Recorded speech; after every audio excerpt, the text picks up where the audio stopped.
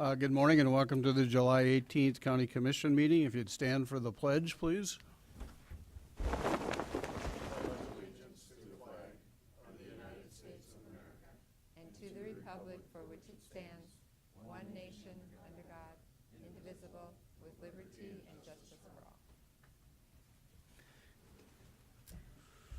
Again, good morning and welcome. Just a reminder to silence your cell phones, and the meeting documents are available for review next to Commissioner Bender. And if you need a listening device, Carol can help you.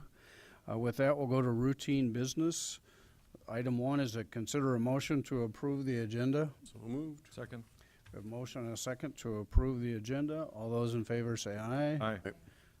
All those opposed, nay. Motion passes 4-0. Item 2 is to approve the commission minutes of July 11th. So moved. Second. Motion and a second to approve the July 11th minutes. All those in favor say aye. Aye. Opposed, motion unanimously passes 4-0. Item 3 is bills to be paid, $811,394.71. Pay the bills. Second.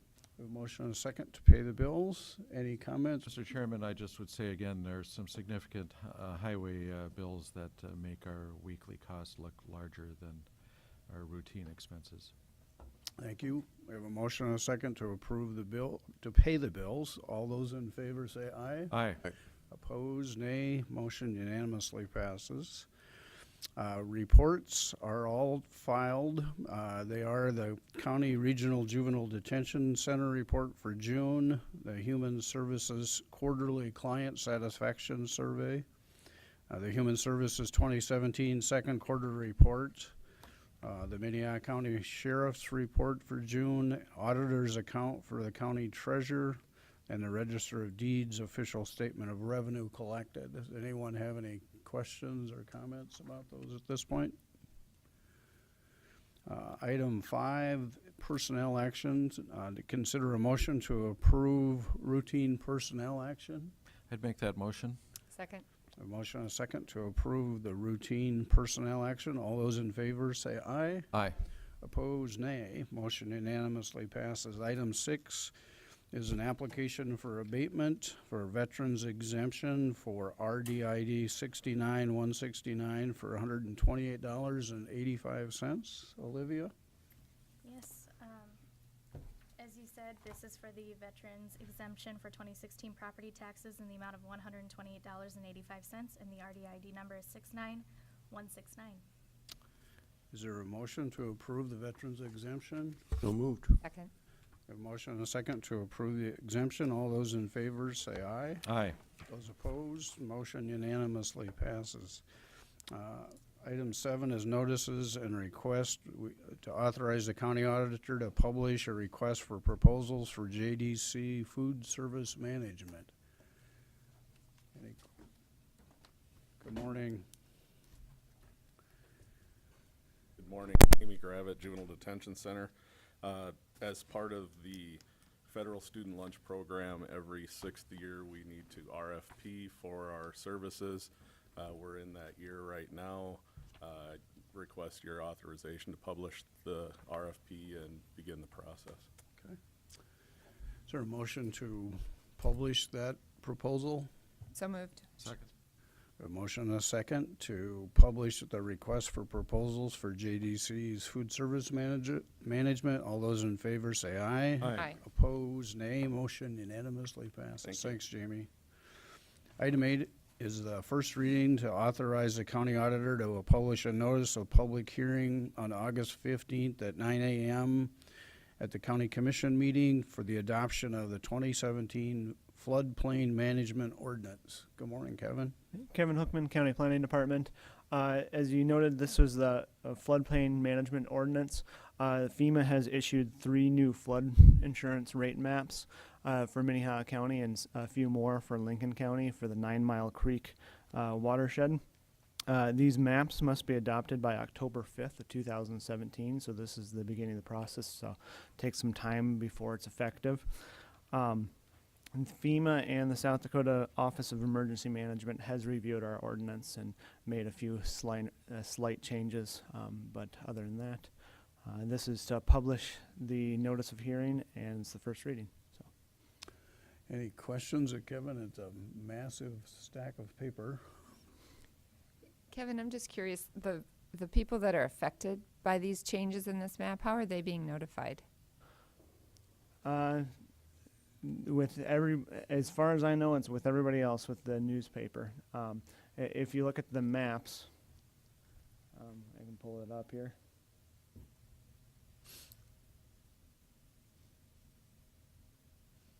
The area in blue on this map is the area that's being affected, that is going to become new floodplain, and most of it's in Lincoln County. And then when you get into Minnehaha County area, very few of them are, or I don't see any that are being affected on the house itself, on any residential structures. It's all going to be mostly swampland already. So, And maybe I could help with answer that question as well.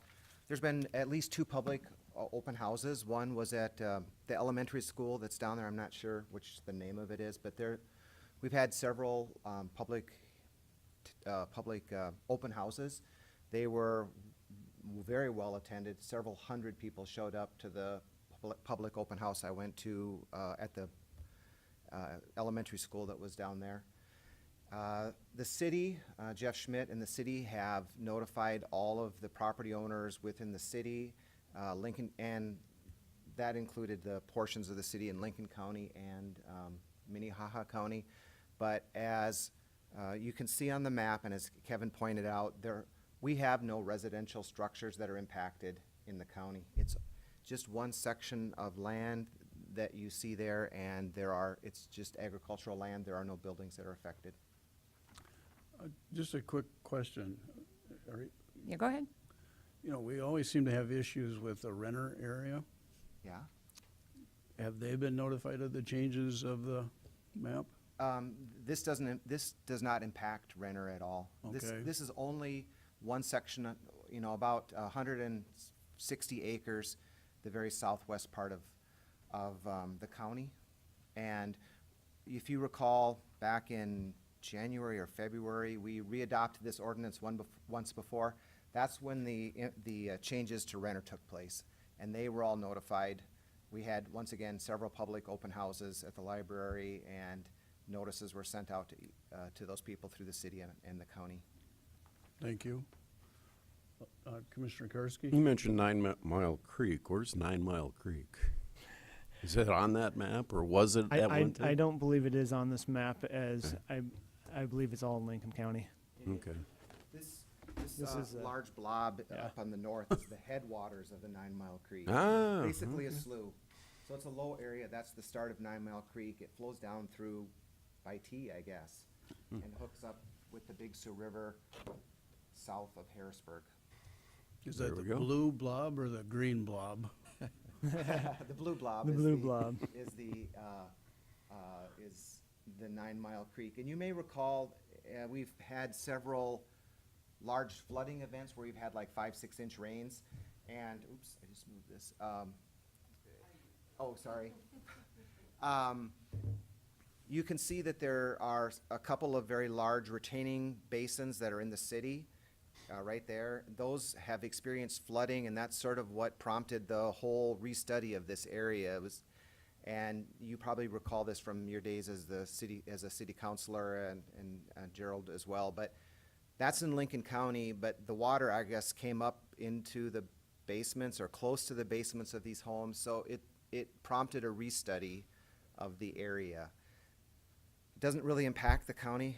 That's in Lincoln County, but that's the start of the 9 Mile Creek.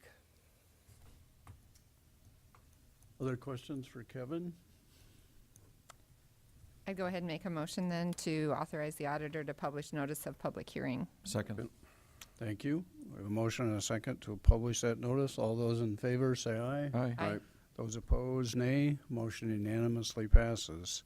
Item 9 is a petition of compromise, DPN 093354 for $294.40. Good morning, Melinda. Good morning, Melinda Storley, Commission Assistant. before you is DPNO 93354 in the amount of $294.44. It is for our court-appointed attorney services in an involuntary alcohol commitment proceeding. The applicant had initiated the IVC, but when it came time for her daughter to be brought into detox, Metro had called detox to confirm if her name was on the list and was told that it was not. Excuse me. So the attorney that was assisting the applicant again contacted Metro, called detox, and again was told that the name was not on the list. The petitioner is requesting the release of the lien in full with no payment because her daughter did not receive any services.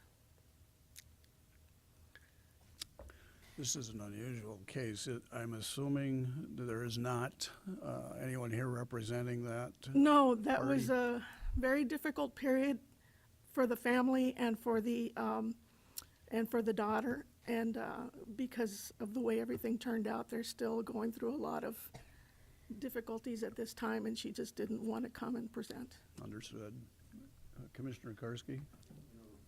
Based on the circumstances that we read, it seems like, the burden is on the county in this circumstance. We need to forgive this lien. It's the right thing to do. Yeah. And to dismiss that debt to the county. I'll second. So we have a motion to reduce the compromise to zero. No payment. No payment. Okay. Chairman, could I make an additional comment? Absolutely. These IVCs for family members still become an issue because if my wife were to turn me in for intervene on my case for my protection, for her protection, she gets a bill. But if Gerald was to turn me in, he would get no bill. And I don't know why we penalize families for trying to care for their kin by billing them for this intervention. And we've talked about this in the past. There was a case where an elderly woman was beaten to death by her child when he came home intoxicated. And there was another case we had where an elderly woman had sent her grandson in for treatment and had been making $25 a month payments for 3 years. At age 82, she broke her leg, wrote us a letter, and said she had to quit her job. Could we please forgive the rest of us?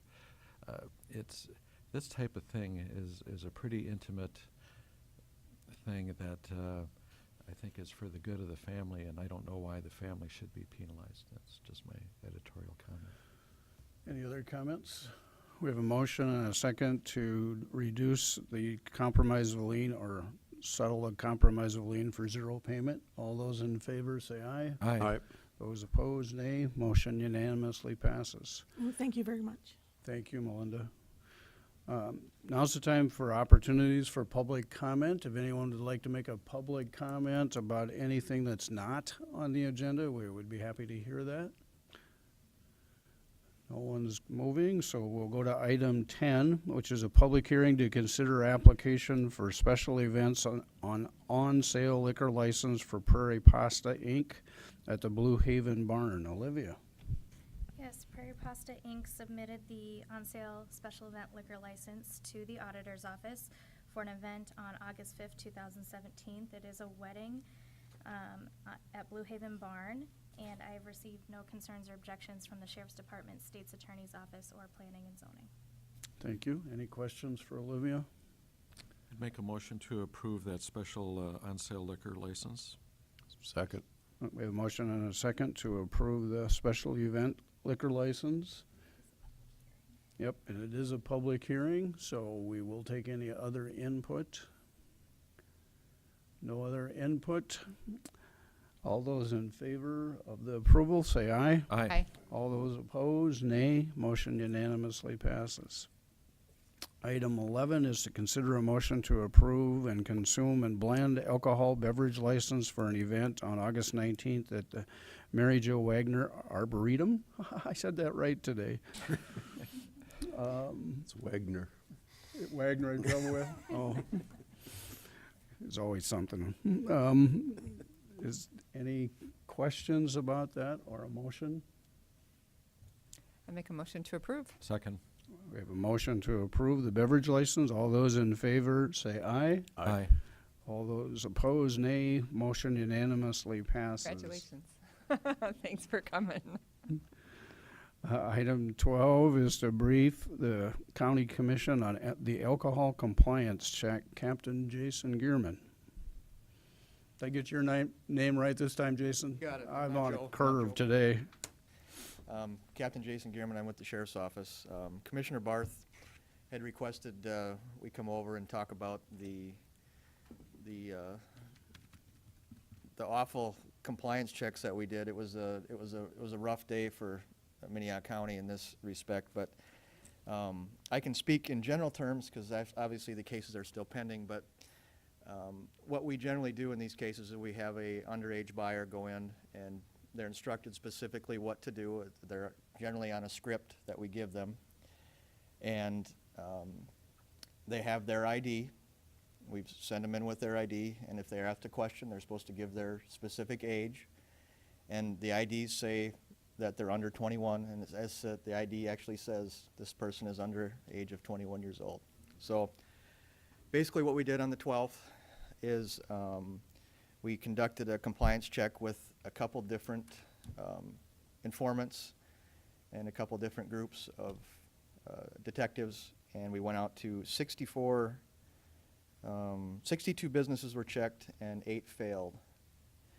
And I don't know if you want a list of the failures or not, but basically the majority of them were out in the Hartford area. And you know, kudos to the ones that passed, but the 8 is the highest we've ever had as far as failures. I think we've had 6 in the past. So, you know, we're not trying to trick people. It's not what we do. We want everybody to pass. We have had that happen before. I think that was 2014, the last time everybody had passed. But so if you have any questions for me about it, happy to answer what I can. Does anyone have any questions for the captain? Can you just explain what the penalties are for those that fail? And Well, what we try to do is, if we have the buyer that it's got to be over 18 years of age, so it's a Class 2 misdemeanor. They're cited, whether they plead guilty or not. You know, it goes to the state's attorney's office, and they get basically a trial, and it would be a Class 2 misdemeanor fine. I don't know exactly what the amount is, but maybe 120 to 200 bucks. I don't know exactly, but I know the state does fine the business. And I don't think they lose their license initially on a first offense. I think when you get into the second or third, I think that's when they start taking away the license. And that would be maybe a question for the state in that matter. So, Commissioner Barth? Mr. Chairman, my institutional memory is this is the worst that we've had, and you know, I can remember being underage, and at that time, you know, it was my job to try to buy it. Today, it's my job not to let it happen, and we shouldn't let it happen. And you know, when you look at the injuries and the damage, I mean, just a minute ago, we had a petition for compromise of lien on for an IVC, which likely had an alcohol component, and you know, the damage that is done. It's just not that funny, and it's time to call these businesses on the carpet and insist that steps be taken to prevent it. And I know that there's training for clerks that they can send their people to. There's a machine that, if you can't read their ID, you can put it in the machine, and it'll tell you if that person is eligible to drink. And I'm not sure what all sanctions we can do as a county commission. Perhaps the state's attorney might comment on that, but I see Commissioner Karski has his hand up. Maybe. Commissioner Karski? Well, a couple questions, if you don't mind. Thank you for being here, Captain Gearman. Yep. How often do we do these checks? we generally try and do them once a year or scatter them out through the years. And we hadn't, in this case, we hadn't done them for a couple of years, and that was due to other issues that we had going on in the county. in 2015 and 2016. So we decided to do a large amount this year. We just couldn't get them done due to the high amount of burglaries. It was off the chart on our burglary list in 2015, and then in 2016, you know, we had a bunch of murders at that time that we were working on, and we just had to prioritize our staffing. But it's very disappointing, so we're going to continue to do these more. And what I also want to reiterate is that, you know, we're not trying to trick these people, but there are people that are trying to buy booze that are trying to trick them. So, you know, we've had people that run it through the scanner and it shows under 21 and they still sell, or they look at the license, don't run it through the scanner. You know, it is a training issue. The state does not, I don't believe the state has training anymore, but they provide the resources to online training that the businesses can do. So it's just I think it's a training issue for the businesses where they have to, you know, have their people not be scared to card people, and just can't make it so routine that you're just looking at it. Hey, they show me their ID and they must be old enough. You know, I think it's so routine in that case that they're just not looking at it and paying attention. If I could, who tracks on the county level how many violations any one business has had in the last, say, 5 years? We report that to the state, and then it goes to the county auditor. Is that, Olivia, is that where that goes? Yep. Okay, and do we I know on the city level, we, once a year basically, or twice a year, we had a large batch of alcohol renewal licenses. When does that come up again? So for liquor, we'll have it around October, November of this year, and then for malt beverage, it'll happen again next May. Okay, so before that's done, will we be provided a report of all the ones? I'm gonna request that we be provided a report of, you know, how many violations each one of those businesses have had, and if they've had a violation in the last year on the city council, and it'd be up to this commission. But to hear from those businesses before we renew their license, what they're doing and how they're trying to prevent it. What are the penalties to the employee? Are they terminated? Most of them are. You know, and if they pass, is there a reward system for passing? Well, there used to be, again, we would have local businesses try and, you know, give like gift cards out to the people that passed. And actually, we're working on that again through a brewery, a local business that, you know, Sheriff Melstead might have some connection with. But so I think they're going to try and give out some kind of gift certificate or some kind of monetary reward for passing. Okay.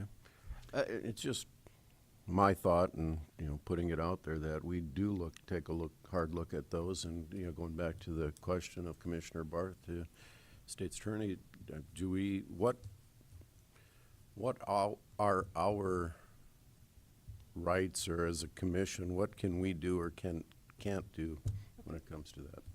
Thank you, if I may. Go ahead. Thank you. What you can do as a commission, because you have approved the issuance of the license, is you can give notice 30 days to a licensee, and then publish a public hearing and bring them before the commission and ask questions and determine at that time if you want to recommend to the Department of Revenue either a suspension, which could be up to 60 days, or a revocation of the license, which could be up to a year. And then that recommendation goes to the Department of Revenue in the state. And then the Department of Revenue, anytime it gets a report of a violation, will do an investigation and then issue a decision. As he indicated, there are criminal charges that can be brought against the employee, which would be the state's attorney's office final determination, and then the Department of Revenue can issue a $500 fine. So the time to bring these business owners would probably be now, right after it happened, not before the license renewal. It's so we know when their license renewal is coming, what have they done, or. If I may, I was just going to say, typically in the past, we do the public hearing at renewal time, but of course you don't have to. That's just what we've done before.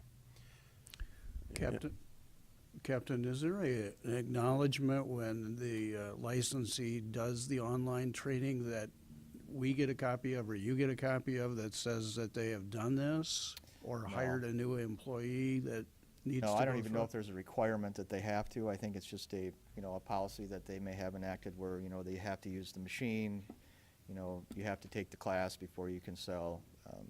Nothing that we would require or have access to. You think there's a benefit in requiring that? Well, I would think that, in any kind of training, especially, when you're dealing with this, that, yeah, and at least have the manager or the owner train somebody to say, hey, this is what your expectations are. If you don't give them expectations, then you have this right here, what we have today. But yeah, training is invaluable in this matter. So just to have a sheet in front of you to look at an ID to know what a different color means, or to do the math on a date of birth. But if you're under 21, it says it right on the license. Under 21, it says it on the Minnesota license. It says it on the South Dakota license. Can we, sorry, go. If, I like what you're saying, and it's kind of the philosophy I had. It's up to us to put the pressure on the business owners so that they do the proper training, because if we don't put that weight on them, I guess, it's not going to get done. I mean, if we don't, we've got the carrot, we've got the stick, and we gotta use what we have to make sure that they're complying and that their employees are complying. If we ignore it and we don't bring them to us, hey, what are you doing? This is not acceptable. 13% fail rate, it's just not acceptable. And we need to hear from these business owners what they're going to do to protect their liquor license. A question, if I might, but Commissioner Go ahead. Bent, no, go ahead. Well, I'm not convinced that all of these establishments were licensed by Minnehaha County. I think a lot of them are licensed by the individual municipality where they're located. And so I was curious what kind of information flow goes to the licensing entity, in this case municipalities, so that they understand. Good question. So use our ability to encourage them to take similar steps to what you're bringing up. You actually took the question out of my mouth, but. I was trying to do that. That's good. But statutorily, can we enforce this without the state's support, so to speak? My understanding from before is the state has to do this and then we have to implement it. Is that correct, or am I wrong on that? Because our hands, we can use the carrot and the stick, but the stick doesn't have much effect. We did have an incident earlier this year, not involving the sale, but involving not allowing a particular deputy to go into into the place. And that was reported to the state, and I believe there was like a 7-day punishment on that one. And another failure on that might have resulted in a higher punishment from the state if they would have not passed the liquor check on that way. But most of this goes right directly to the state, and I think we send over to you now exactly what we did in these. So, But if the license is issued by the city, what can we do? Yeah, if you're Go asking ahead, me, may I please. thank you? It would be the same procedure that you as a board has, that the city would make a recommendation, can have the public hearing, and can recommend the suspension or the revocation. And you had mentioned I believe it's a national certification that clerks, employers can have clerks attend or do online training, whichever it is. And there is a pretty strong stick and carrot that if an establishment is found to have violated that law, and it was a clerk who was certified, it starts out a $500 fine. If the clerk is not certified, it starts out at a $1,000 fine. So if they're aware of the statute, they should be aware that there's a benefit for certification of the clerks. Is it time for us to remind all the people who have licenses that that's what the process is and that's what it's going to cost? And frankly, we expect their enforcement of that, if you will, before it comes to us. The other thing you said, and maybe I heard it wrong, was do we need to acknowledge in a public discussion or ask them to come to us? Do we have to send them a notice to respond to this? Okay, if I may. Of course. You're not required to do that, but if you want them to come before you as a licensee of your board and say, we want to know what the issue was here, what happened, explain it to us, we send them notice 30 days in advance of the hearing, and then we publish in the newspaper 1 week before the hearing, so the public has an opportunity to come in and be heard, and then they should respond and come in, and then you can make your recommendation, if any, to the Secretary of Department at that time.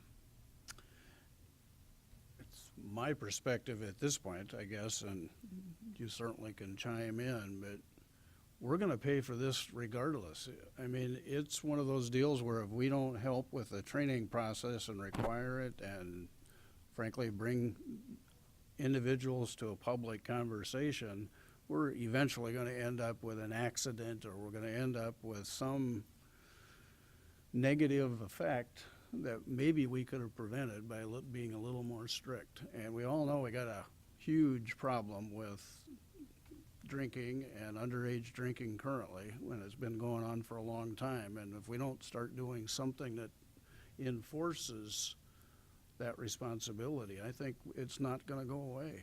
I'm somewhat disappointed that we don't find out about the license education, if you will, until after an incident happens. If there's a way for us to make amendments to the law that says you don't get your license unless you do this training, to me, that's a prevention kind of thing that maybe we should strongly consider. If Yes. it's okay. Sure. I was just going to mention that the Department of Revenue does require a public hearing at renewal time if you don't do it sooner. Right. So that will be coming either way. But I guess my point But- was to get it done sooner, as soon as the event happens, rather than wait potentially 10 or 11 months. I mean, I think obviously this discussion has brought up a lot of good ideas that we should follow up with after this meeting. I think also one of the things that we clearly can do, even if we don't license any of these entities that failed, is to provide encouragement and resources to the Sheriff's Department to do these more often, because things that get checked tend to get done. And, you know, part of this might be the function of the uptick in the crime that the Sheriff's Department's had to deal with over the last couple of years, and resourcing their department so that they haven't been able to do checks in a couple of years.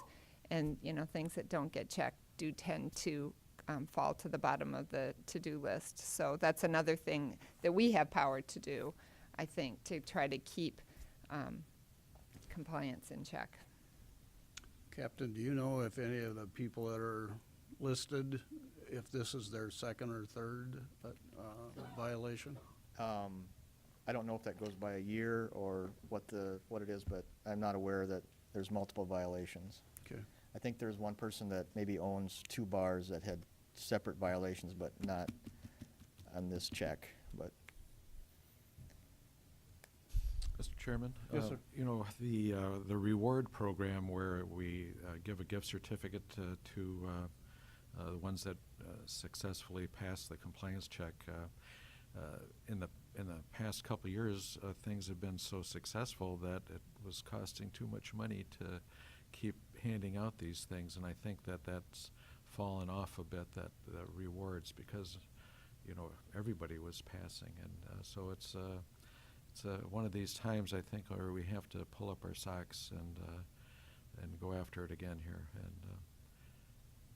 Well, 13% of the people didn't pass this time, and that's expensive because we pay for those court costs through our budgets. We also have full-time people pursuing this, so, I mean, it's time to crack down, I believe. One of the reasons we don't have somebody under 18, because that bumps it up to a class 1 misdemeanor, And generally, you take somebody to jail on that, and we want to avoid that. So we use somebody that's 18, between 18 and 20 years old. And that's part of the reason it lets us do more, because if we were taking people to jail, obviously, you'd only get 1 or 2 done. In this case, we got 62 done with the group that we had. But again, you're doing it in the evening with detectives. It creates overtime issues, staffing with other things, and we work through it. And we're going to do it more often. I guarantee you that. Maybe more smaller groups at random times, but that comes with its issues too, because this person got checked, this one didn't. So we try to be fair all around. And again, I just want to reiterate to the public in this case, we're not trying to trick anybody, because once they get the citation, they feel that they've been wronged, and that's not what we're doing. That's not what we're doing at all. Well, We you're want to doing your pass. job, and that's what we expect, and frankly, we all expect protection of somebody that's violating those issues, so. You mentioned something I'm curious on the process. So your underage person that's over age 18 goes in and makes a purchase. They come out with the 6-pack or whatever. Your deputies go in. What happens? Basically, we tell them exactly what happened. We'll bring the ID back in and say, hey, you sold to this person underage, and then they're issued a citation with a court date on it. Okay. I thought there was, it's not an arrest. It's No, just a citation. again, if it was below 18, it would It'd be an generally require us arrest. to arrest. Okay. And we don't want to, throw somebody in jail for a Class 1 misdemeanor at this point, but, that's why we do it that way, so. Okay. This is a briefing. Is there any public comment that people would like to make? Commissioner Kelly, we'd be happy to hear from you. I think we all received his email, which we appreciate your input. We're not always happy to hear from previous commissioners. My little device. I'm Dick Kelly, Sioux Falls. There's no I was in this business a long time ago, and there's absolutely no reason today, with the IDs, with the color changes, with everything else, there's really no reason at all for anybody to fail. You can have an 18-year-old who looks 22 or 23, but the grocery stores have found, because of potential suspensions, it's an expensive proposition. And you have to understand the difficulty in hiring, primarily for the C stores, but the bars too, just in getting people to work. But that does not, doesn't allow you to be loosey-goosey on the law. I think the big thing is the punishment. I can recall a time when we had a gas station, when I was on the commission, and we had or council, and we had a gas station that failed twice in a 1-year period. So when we were doing renewals about the middle of June, we just delayed his renewal until the middle of July. Now, he lost all his July 4th sales, and I think it got his attention. In another case, there was a bar over on the East Bank that we indicated, because there'd been too many violations there for too many things, we indicated that we would maybe have a hearing on this thing, take it to the state, and liquor license in Sioux Falls, I have no idea what they are now, probably a couple $100,000, but that's only a 1-year license. So the fact that they lose the license, they lose a lot. There's a reason the state controls all the liquor stuff, and it's because it's a lot easier for the liquor wholesalers and groups to deal with the state than it is going with the individual counties. And that's good and it's bad. It makes consistent policy, but when you get up to the state level, you still lose a connection there to the local. A reward for obeying the law seems kind of ridiculous to me. And I think the punishment for disobeying the law should be a lot stronger. But I'll go back, I always worried. I always worried some kid was going to come in there, or they didn't do compliance checks back then, but they did. There were forged IDs and everything. That's pretty difficult to do today, I think. So I think you need to be aware, though, one of the reasons for the high number of failures, I would guess, is that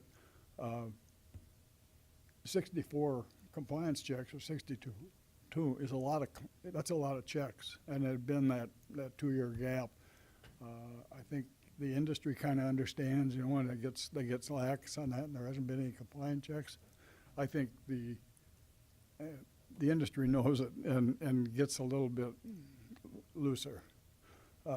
The training is the big thing, and I thought the liquor dealers or somebody was doing training, and I'm sorry to hear that that's gone, but that doesn't do any good if they just go and sleep and laugh and go home.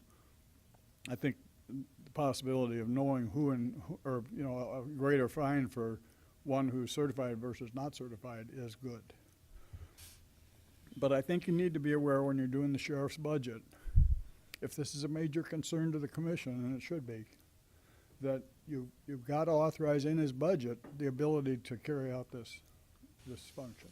And whether it's a person or what, I don't know, but I mean, you know, he's working on a tight budget with all the criminal activity he's had in the last couple of years. His detectives, you know, he's only got so many things you can handle. And so I think when you're doing budget, I think if the sheriff makes a request to say, hey, we want to have a part-time or something like this, I think you should seriously listen. So, thank you. Thank you for your comments. Any questions for Commissioner Kelly? Thank you, Dick. Any other comments from the gentleman? I'm sorry, Captain.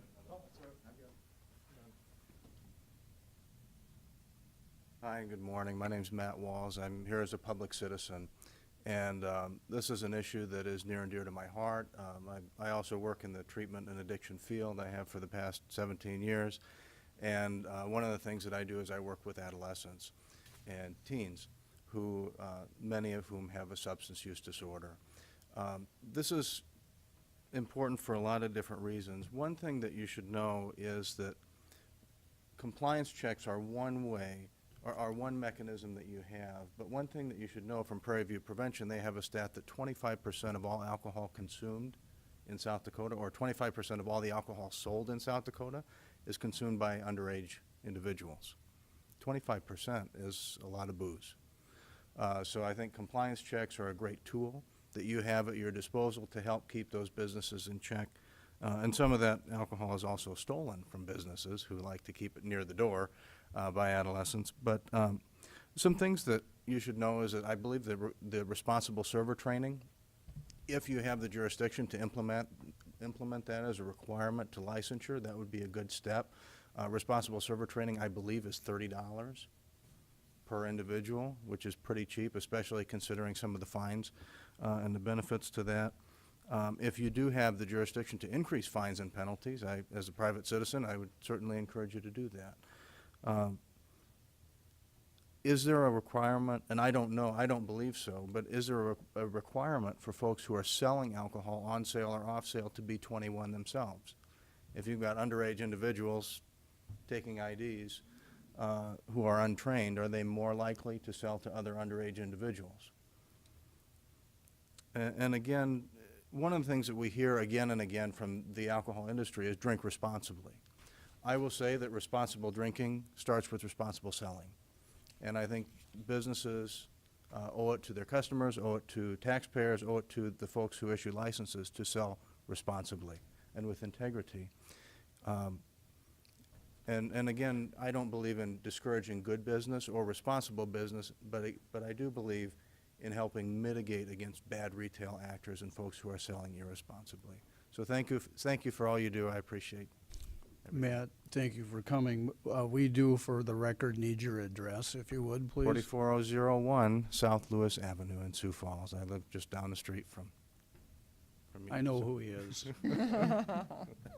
He's a good neighbor besides. Thank you for being here. Thank you. Any questions for Matt by chance? Thank you. Here. Any other comments, Captain? I have no other comments. Thank you for being here. Your information was enlightening, and I think we'll be talking about some of the things that were discussed today. We'll be over for a hearing when one of these comes to light, reference these, so myself or Sheriff Milstead will be. So. Good. Thank you, Captain. Item 13 is to authorize the chair to sign an addendum to the Fair Management Agreement dated June 23rd to allow the use of 2 buildings at the fairgrounds for JDC emergency housing. Good morning again, Jamie. Good morning. Previously to this, when we were utilizing the 908 building, that was our backup plan if there was ever a disaster that made JDC uninhabitable. With changes in the 908 building and our service provider for shelter care, we needed to start finding a different location for that. We worked with the fair to come up with the use of 2 buildings temporarily.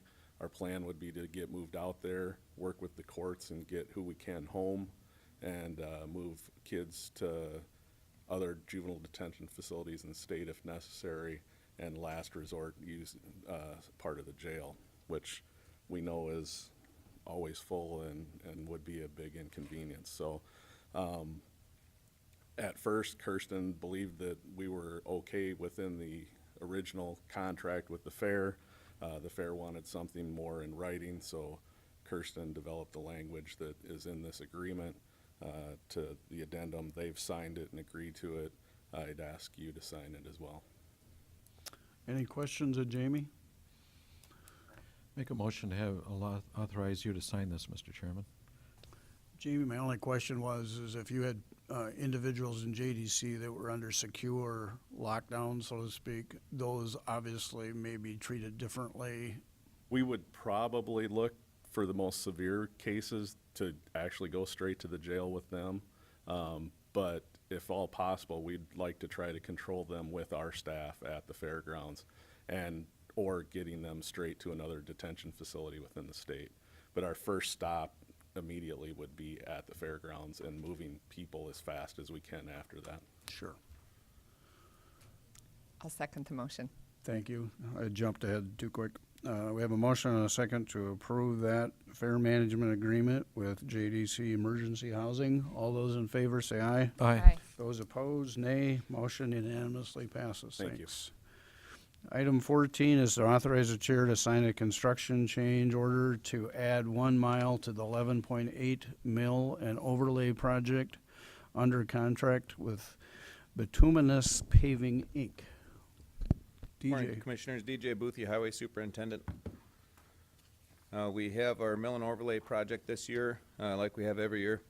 And this year it was about 11.8 miles is what we had contracted. The pricing came in during our original bid very, very low.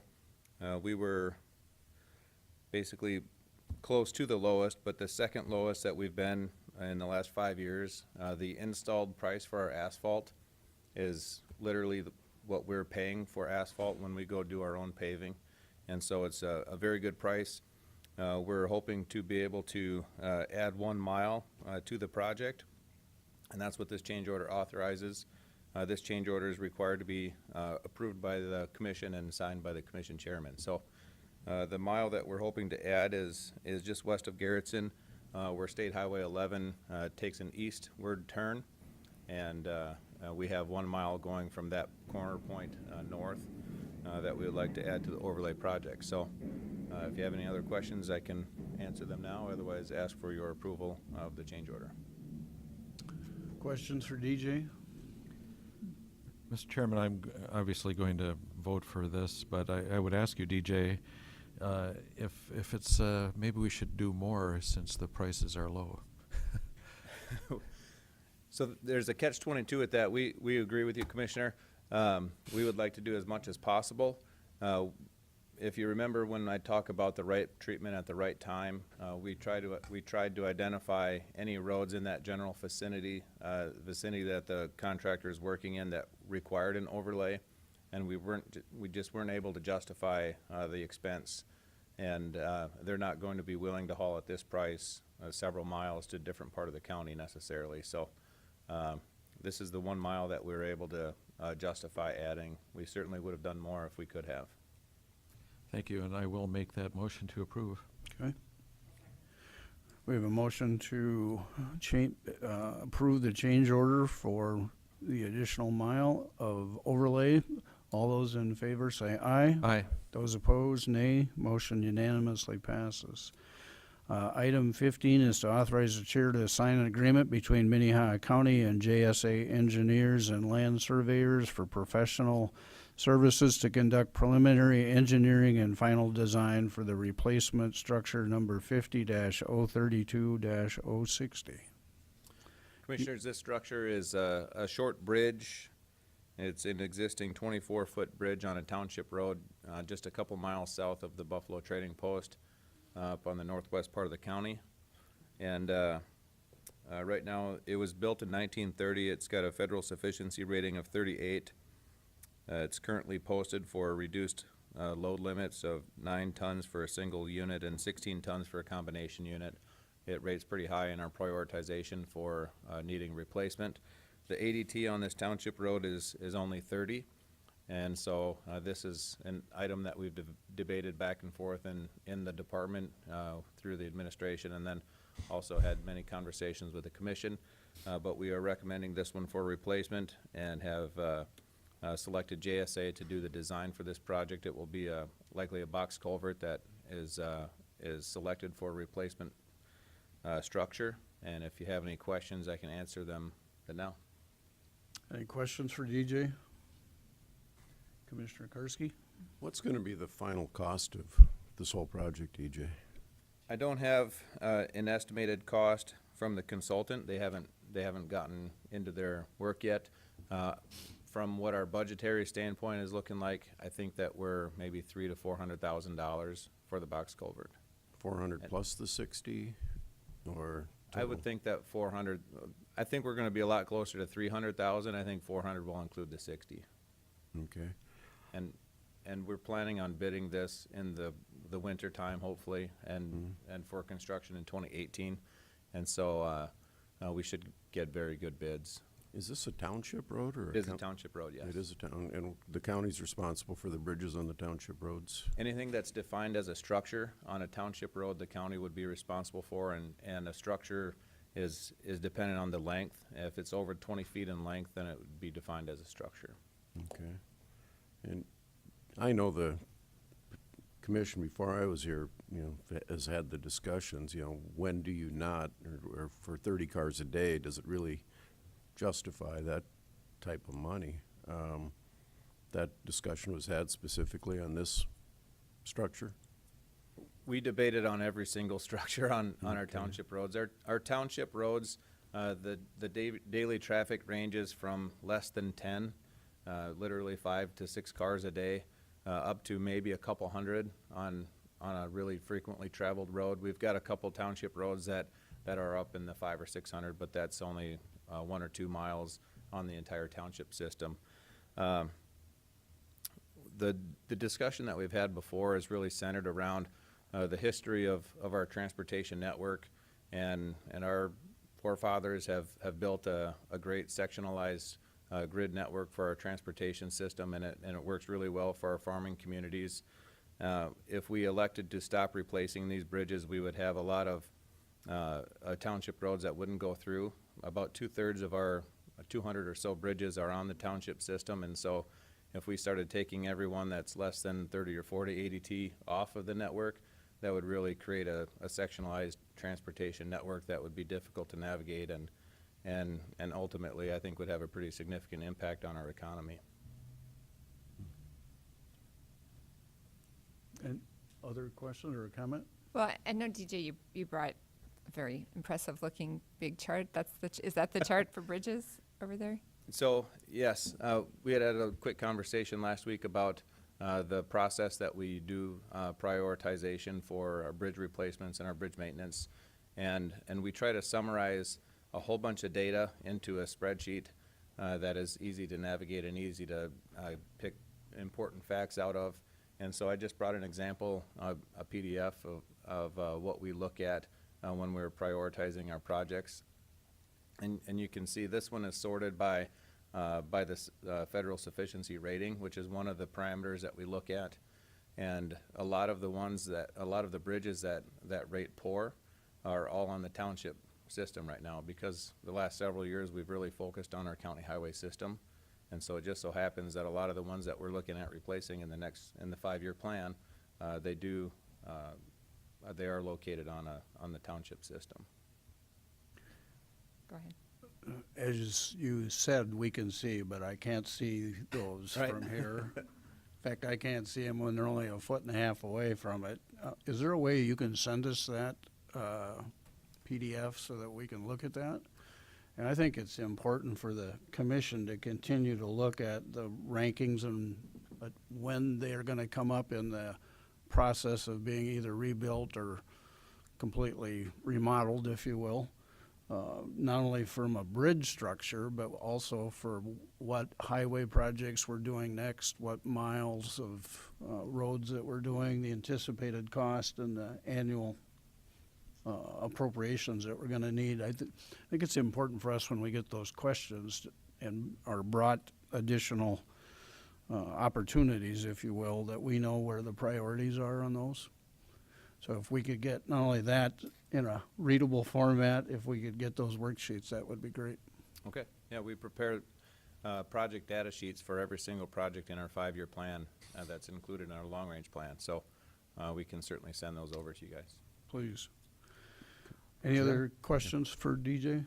Commissioner Karski? A question and kind of an observation first. You said 20 feet is when they become a structure, right? So Correct. for all because of about 30 inches, where this has become a structure for the county to replace and spend a lot of money on. If you replace it with the multi-cell box culvert, what's the life expectancy of a structure like that? Technically and officially, probably 75 years is what the code would say. For a box culvert, we would expect that we would easily get 100 years out of a brand new box culvert. Okay. Especially this one in particular on Township Road would likely be cast in place as opposed to a precast unit that's hauled to the site and installed. And so a precast unit might not last as long as a cast in place unit, and so we'll expect to get 100 years out of this. But the design guideline, I believe, calls for a 75-year design life. Okay. Thank you. Commissioner Carr? You know, the traffic on this road may not be great, but, you know, the state has just rebuilt Highway 19 there, and it seems to me that that area is ripe for additional development. And this township road isn't used that much yet, but once it's replaced, the traffic may increase. And, you know, our ancestors 87 years ago built it, and if it lasts us another 100 years, you know, someone in 2117 will be wondering if 400 cars a day is enough to warrant replacement. But, you know, this is the question that we get is, you know, our ancestors were willing to make this investment, and I think it's made our county prosper, and we should continue. Other comments or questions? We have a motion to approve the agreement. So moved. Second. All those in favor, say aye. Aye. Those opposed, motion unanimously passes. Item 16 is to authorize the chair to sign an agreement between the Department of Transportation for participation in the countywide rumble strip pavement marking stripe, not strip, pavement marking project PH 0020, I think that's -188, and I'm not sure what the county number's for, but PCN-05W2. It's the state nomenclature. So, commissioners, very similar to how the state has a countywide signing project that we've participated in the past, and the countywide striping program where they stripe all of our roads every year. They have identified the need for rumble strips as a safety measure for rural highways, and they've also identified some federal safety funds to pay 100% of the cost to install these rumble strips in multiple counties. And so they contacted us and worked with our engineering staff to identify, I think, just over 65 miles on our system that they feel would be good candidates for the installation of some additional rumble strips. And so this agreement, or this agreement is to basically state that, yes, we're interested in participating in the program, and once this program starts, which will be after our execution of the agreement, then they will solidify the mileage and the locations of those rumble strip installations. And I'm sure that they'll have another agreement that they'll want us to sign further on, similar to how we sign multiple different agreements for the signing, or for the striping projects. And so this one is essentially confirming to the state that, yes, the county commission is interested in participating in the program, and there will be no cost to the county. Commissioner Karski? Over the 4th of July holiday, I traveled up into North Dakota and got to travel several of their state and county roads. And they have the rumble strips like we do on the sides, but they also put theirs in the middle. Any thoughts or considerations to doing that? Why we would or would not? I mean, the lane deviation, that type of thing? We certainly have considered it. Centerline rumble strips have become a lot more popular in the last few years, last 5 to 10 years, and we haven't done any yet. The cost for maintaining them can be slightly higher, because anytime you do any pavement treatment, you have to recut the rumble stripes. Sometimes you can get away from doing that on the outside edges because you don't bring your full pavement maintenance all the way to the end of the pavement. And so the majority of our accidents are off the road, not crossing the center line. And so we haven't looked into it as far as a project yet, but it's definitely been a consideration. So this agreement would be the purpose of the agreement basically is to look at just the cost of doing it? Is that? The location. And location. Identifying the location, and then once the location's are identified and they have a physical project, I think they'll want us to sign another agreement saying, this is the project, these are the locations, and this is going to be the cost of the entire project. And that will become important, because if it does surpass a certain threshold, which I think is $750,000 of funding, then it subjects us to a federal audit, which would be okay, but they want to make sure that we know that up front. Are there any studies on the center stripe that Absolutely, show yes. that you could share with us, or forward to us, so that we can see what the cost and benefit may be? Sure, I can certainly send those over. Thank you. And where they're mostly important is if we do have a lot of those accidents where people are crossing the center line or around curves, in addition to additional signage around the curves, you can put the rumble stripes down the center line around the curves to prevent people from crossing over the center line. Okay. But I can send an FHWA study showing that as a white paper. Thank you. Any other questions? Looking for a motion to approve the agreement with the South Dakota Department of Transportation and participation in a pavement marking system. So moved. Second. All those in favor say aye. Aye. Opposed, nay. Motion unanimously passes. Item 17 is to authorize the chair to sign an agreement with Howe Inc. to replace the 50-year-old boiler at the JDC in the amount of $96,986, and the motion needs to include award the bid to Howe Inc. Mark, good morning. Good morning, Commission. Mark Kruns, Facilities Department. On June 13th, the Commission authorized publishing notice to bidders for the boiler replacement at the Juvenile Detention Center. On July 12th, we held a bid opening, and Howe Inc. had the low bid of $91,486. The low bid, along with $5,500 for engineering fees, comes to a total cost of $96,986. The state's attorney has reviewed the contract and edited, and we have a final. And I'm requesting commission approval for the chair to sign the contract between Howe Inc. to replace the boiler at the Juvenile Detention Center. Thank you, Mark. Any questions? Is there a motion? I'll make a motion to award the bid to Howe Inc. and to authorize the chair to sign an agreement with Howe Inc. to replace the 50-year-old boiler. Second. Any questions? All those in favor of the agreement signify by saying aye. Aye. Those opposed, nay. Motion unanimously passes. Thank you. Thanks, Mark. Item 18 is to consider a motion to approve the revised hourly rates for the Board of Mental Illness. Good morning, Commissioners. Carol Miller, Commission Administrative Officer. And before you today is a resolution to update the hourly rates for the Board of Mental Illness Activities. State law requires this to be done by resolution, and it has not been done for over 7 years. The update on there. The attached resolution would raise the hourly rate from $90 to $94 per hour. The board chairs are licensed attorneys who have several years of experience in mental illness involuntary commitments. The rate for primary alternative board members would remain at $32 per hour, and the rate for qualified mental health professionals, QMHPs, is clarified as up to $90 per hour. So with that, we would ask for a motion to accept that resolution. Any questions? Mine is more of a comment.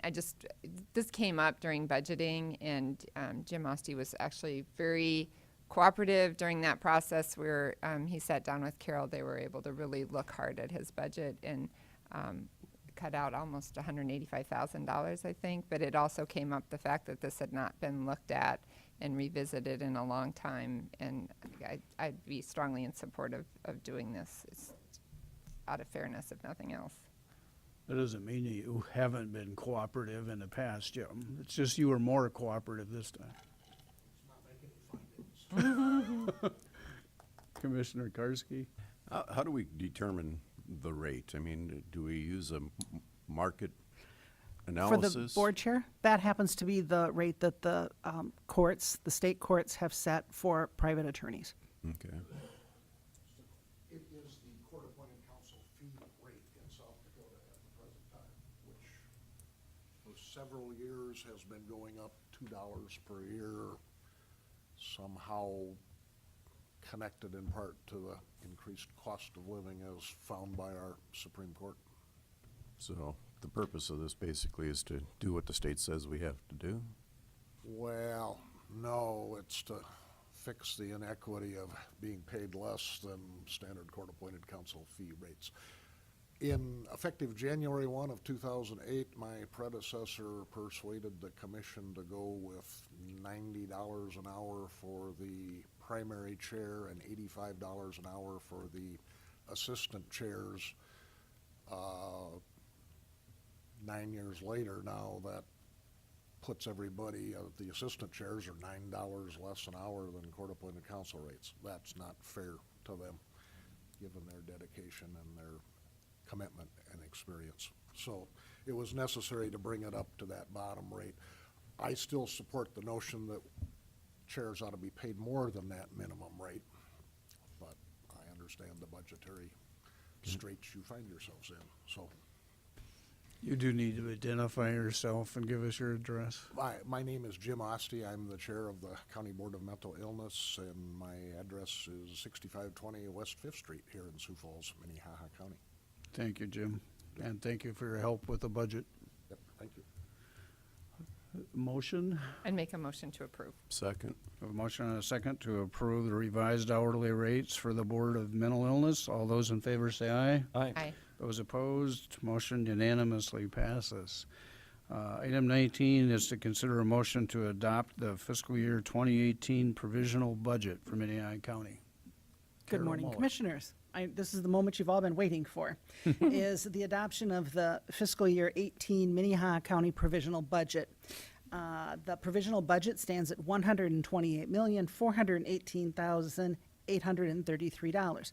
That is a big number for us, and I'm going to go over helping you understand and the public understand where those numbers all come from. For reference, this number does include $46 million for the jail, for the jail expansion project, which will go into construction next year.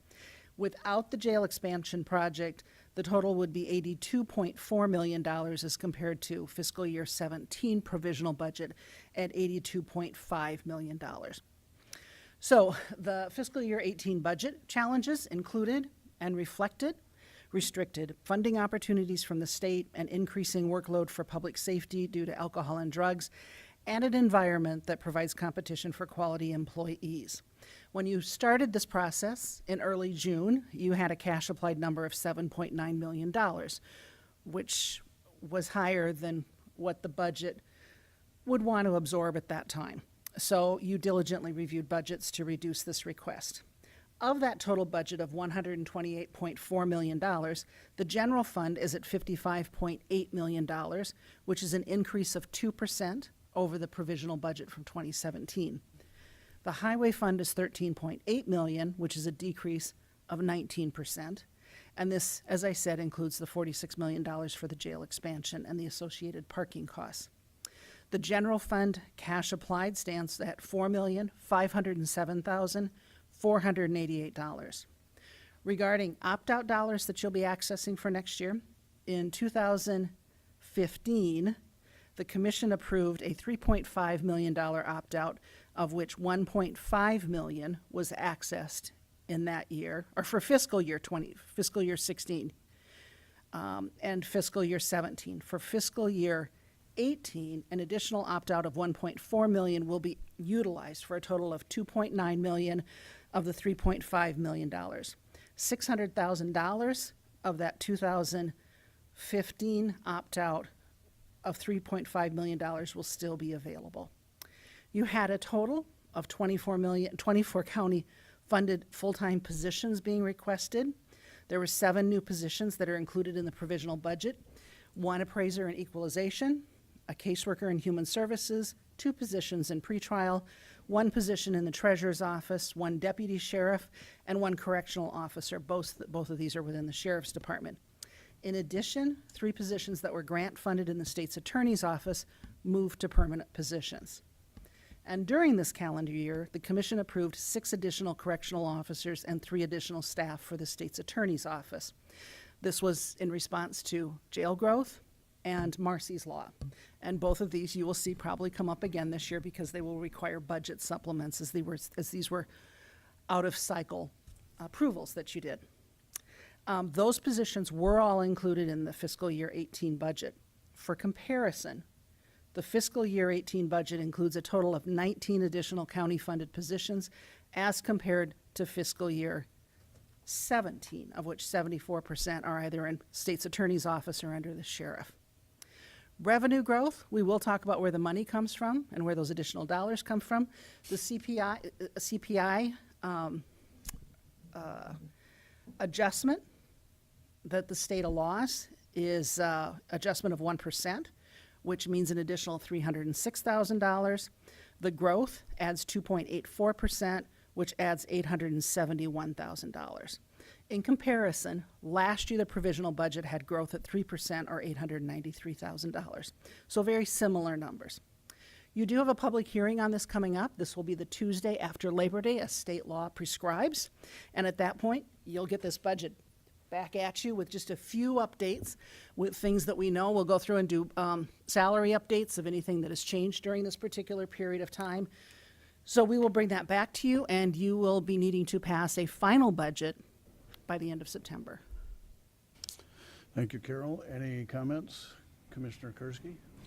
Last week at the Chamber of Commerce Board of Directors meeting, which happened right before our budget hearing, we had presentations from a couple of the school boards, Harrisburg and Sioux Falls, and they put up a slide that shows, how your property taxes are allocated.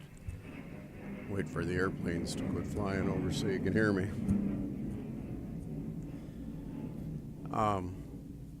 Most people probably aren't aware that the county is the smallest user or smallest portion of your property taxes when you pay that every year. So when you reference an increase of 2%, that's not of your total property tax. That's strictly of just the county's portion, which probably equates to less than 0.7%. Well, actually, I will tell you that in Sioux Falls, if you live within Sioux Falls and within the Sioux Falls School District, 20% of your property taxes go to the county. The city has a few more points than that. I think it's 25 or 27%. And then school district, and plus there may be some miscellaneous items that you have. If people would like to go through and figure theirs, we do have a worksheet that Equalization and the Auditor's Office prepare for us annually. Would be more than happy to email that out to people if they contact us. I guess my point is that, 2% is probably a misleading number, because if you look at 2% of your entire property tax, that seems like a big number, but when you look at, maybe 2% of just the county portion of that, that number becomes a lot smaller and more manageable number. Correct. Any other comments? I would just say that, again, I would like to thank the department heads and their staff for all of the hard work that they did. This was a struggle from day one when we first got sticker shock on what the requests were. I would like to thank Carol and Kim and Bob and all the people that worked hard every day to make the changes and kept us informed on what we did or asked them to do. So thank you so much for that, because it was painful to say the least. This has been a real struggle again this year because of the system of government that we have that frankly gives us lots of responsibility but no revenue, especially with the growth of public safety and legal issues, which are obviously part of that public safety issue. So thank you for your hard work. Thank you again to the staff. Thank you to the other commissioners who worked diligently through pages and pages and pages of information. So I'd consider a motion to adopt the provisional budget at this point. So moved. Second. A motion and a second. Mr. Chairman? Any other questions or I would just comments? like to reiterate the point you made, and, the staff that worked very hard here. We didn't get a lot of folks coming to visit with us, legislators or advocates for this or that. It was really this staff and this commission that worked very hard to get this accomplished. And while there could be another change or two going forward, we've done our work. Again, on September 5th, we will adopt the final budget. You will have another hearing. Correct. Any other comments? Otherwise, we have a motion and a second to approve the provisional budget. All those in favor say aye. Aye. Those opposed, motion unanimously passes. Item 20 are the county commissioner liaison reports. Mr. Chairman, there was recently an article on Kello News about Wall Lake, and they referenced the fact that Minnehaha County does not do water quality testing, and neither does anybody else at Wall Lake. And I've asked our planning director, who went out and looked at things, to come and report to us.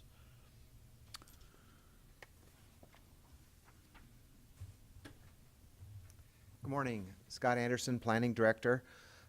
Jeff Barth is correct. There was a news article in the Kelland News on Friday night. The reporter called me about 5 o'clock on Friday and asked if we tested the water. She and I think her son had been out there and noticed the algae had blown up on the shore and was concerned. And I indicated that we do not test the water, and when we did test the water, we only tested for fecal coliform, not blue-green algae. I don't know what that would cost to do a test for blue-green algae, but their concern was the toxicity of blue-green algae. So I will tell you that this is not uncommon. It happens several times a year given certain weather factors and weather conditions. When we get this typically happens when we have warm weather, and secondly followed up by a strong front that comes out of the northwest, and that blows across the lake, pushes the algae up onto the beach. I was out there over the weekend on Sunday, and I was again out there yesterday morning. The algae is gone. It's dried up, dissipated, and it's no longer on the beach. I'm assuming, given the strong wind that we had yesterday, the north side of the lake has the algae that has blown up on it. So it moves around the lake. It's a common occurrence. We don't test for it. If the county, if you would like to direct me to figure out who tests for blue-green algae and what that might cost, I can do that, but we have never tested for it in the past. And I think it goes without saying, don't let your children drink the water at Wall Lake when you're out. And your pets, but we do not have a sign that says, please don't drink the lake water. But I'm not a chemist. I don't know the difference between regular algae and blue-green algae, and so it was, there was a blue-green tint to it on Friday when it had blown up onto the shore from the front that came through the area on Wednesday night, I think, or Thursday. Thank you for going out there to look at that. Mr. Chairman, I would just follow on and say that, the state doesn't test and the federal government doesn't test. And while we do have a park there, the frontage we have on the lake is certainly not a very large fragment of the coast of that lake. And it is a public lake. It's considered waters of the state. So DENR, Game Fish and Park has a dock out there, a boat dock and a recreation area. So there are, several players out there. Thank you, Scott. Mr. Chair, I would make one other comment, which is, it wasn't listed, but the East Dakota Water District has a meeting this Thursday morning. Okay, thank you. Any other liaison reports? Any new business? Any old business? Just a question. I was looking at our calendar for next Tuesday, and it says we have a joint meeting at 5:30, not 5 o'clock? I'll double check that, usually 5. Yeah. Yes, we do have it. Okay. So, yeah, if you could double check the time. Thank you. And as always, I have a board meeting that afternoon and I can't attend. Someday I'm going to check that out. You come right on over. Any old business? Do we have a executive session? Okay. Pardon?